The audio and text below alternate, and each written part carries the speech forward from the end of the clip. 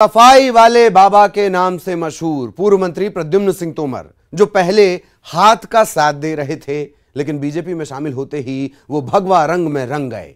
जाहिर सी बात है, सुर भी बदल ही गए। अब कह रहे हैं कांग्रेस का होगा सफाया।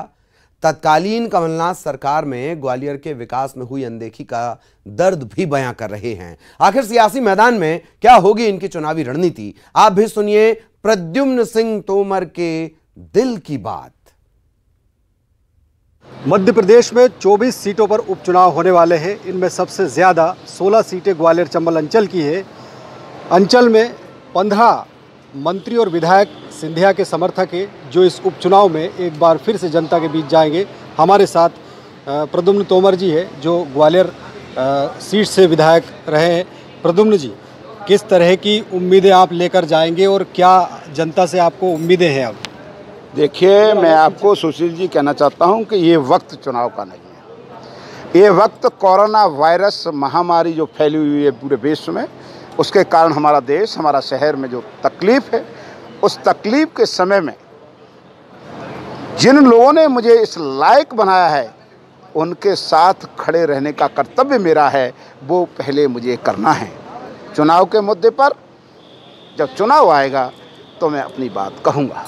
अब आप ये बताइए कि जनता की कौन सी ऐसी उम्मीद है कि जो आप पूरी नहीं कर पाए कांग्रेस में रहते हुए, और क्या वजह थी कि जो ये सब छोड़ना पड़ा आपको?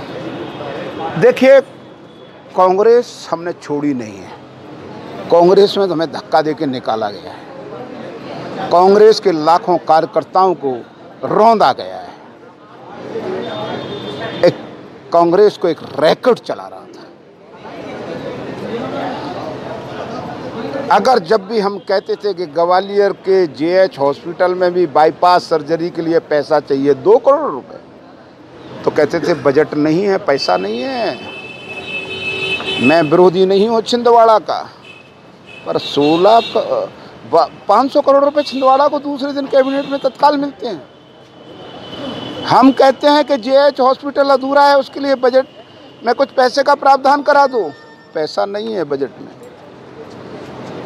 हम कहते थे कि चंबल एक्सप्रेस वे बन जाए, जिससे चंबल संभाग के नौजवानों को रोजगार मिलेगा, बोले बजट नहीं है हमें। 1200 करोड़ रुपया का विश्वविद्यालय खुलेगा जाके छिंदवाड़ा में। हमने कहा कि ग्वालियर का नौजवान जो पढ़ा लिखा है वो पलायन ना करे दूसरी जगह, ग्वालियर में भी कुछ उद्योग स्थापित होने चाहिए। ना बाबा ना। तो भैया, जिन लोगों ने हमें चुना था, जिनके वजह से हम चुन के गए थे, तो हमारा कर्तव्य पहले किसके साथ है? उनके साथ। उनके साथ न्याय ना हो, उनके साथ गद्दारी ना हो, वो इस सेवक ने नहीं किया। 15 महीने रहा तो कैबिनेट में खड़ा होकर के भी इसका विरोध किया है। और जिस दिन कांग्रेस छोड़ी, चिल्ला करके छोड़ी। इसलिए छोड़ रहा हूं कि इनके सम्मान के लिए। मेरा कोई मान सम्मान नहीं है। माननीय श्रीमंत ज्योतिरादित्य सिंधिया जी जब ये कहते हैं कि ये जायज काम है, इनको करो, ग्वालियर को भी मेट्रो सिटी में शामिल करो, ग्वालियर का हक दो, ग्वालियर चंबल संभाग मध्य प्रदेश के और हिस्से को भी हक दो, शिक्षकों का संविलियन हो। जब ये मांग कहते हैं तो सड़कों पर उतर जाओ। उतर गए, सड़कों पर उतरने की बात करते हैं तो।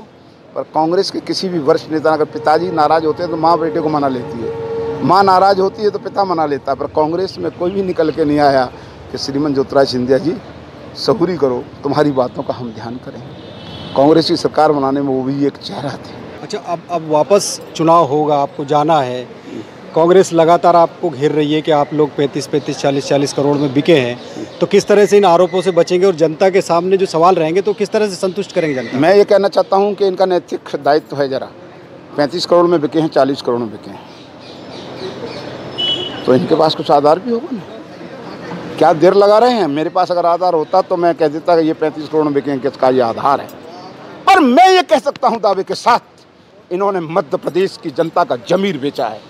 इन्होंने पैसे के लिए रेत खदानों पर जो डंपर 10,000 का मिलता, उस डंपर को 50,000 करने का काम किया है।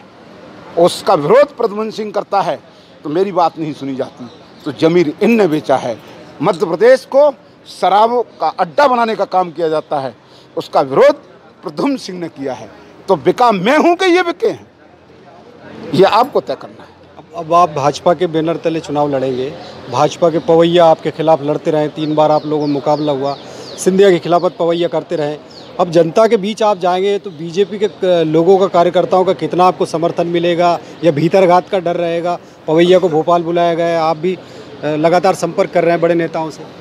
देखिए, आदरणीय पवैया जी भारतीय जनता पार्टी के वरिष्ठ नेता हैं, वो चुनाव लड़े, ये निर्णय पार्टी हाईकमान ने किया है, मेरा कर्तव्य है और उनका मार्गदर्शन मुझे मिलेगा। किन चीज़ों को लेकर आप जनता के बीच में जाएंगे, किन वादों को लेकर?